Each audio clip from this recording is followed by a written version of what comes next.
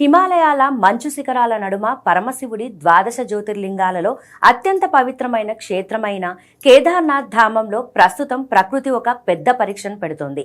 శనివారం రాత్రి నుండి ఉత్తరాఖండ్లోని రుద్రప్రయాగ్ జిల్లాలో కురుస్తున్న ఎడతెరిపి లేని భారీ వర్షాలు వాతావరణ శాఖ జారీ చేసిన ఆరెంజ్ అలర్ట్ కారణంగా బాబా కేదార్నాథ్ యాత్రను అధికారులు తాత్కాలికంగా నిలిపివేశారు.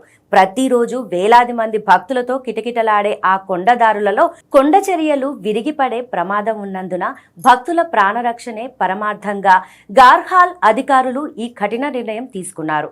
ప్రస్తుతం శ్రీనగర్ వంటి సురక్షిత ప్రాంతాలలోనే యాత్రికులను నిలిపివేస్తూ వాతావరణం అనుకూలించే వరకు ఒక్కరిని కూడా ముందుకు వెళ్లనివ్వడం లేదు.